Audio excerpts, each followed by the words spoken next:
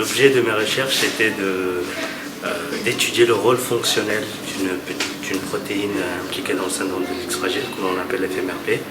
Et en fait, c'était d'identifier comment cette protéine est régulée, afin de mieux comprendre comment cette protéine régule d'autres ARN ou protéines qui sont impliquées dans différents processus cellulaires. C'est ça qui est intéressant, puisque lorsqu'elle est absente ou lorsqu'elle est non fonctionnelle, cette protéine, ça mène au syndrome de l'X fragile et donc à une mauvaise morphologie des neurones et une mauvaise communication entre les neurones qui sont responsables des troubles d'apprentissage et de mémorisation et des déficits intellectuels importants dès l'enfance.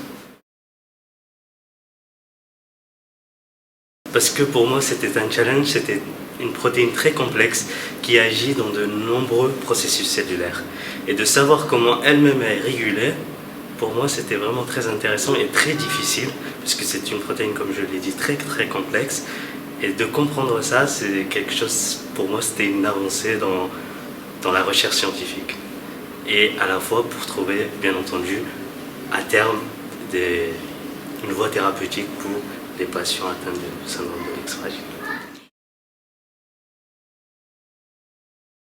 Alors maintenant, j'ai intégré le Collège de France à Paris et je travaille encore sur les dysfonctionnements de la synapse. La synapse, c'est ce qui permet, c'est le lieu de transmission de l'influx nerveux d'un neurone à un autre. Et j'étudie les mécanismes moléculaires de la synapse dans des conditions physiologiques, mais aussi physiopathologiques, donc c'est-à-dire dans certaines formes d'autisme, de déficience intellectuelle et de maladies neuropsychiatriques également.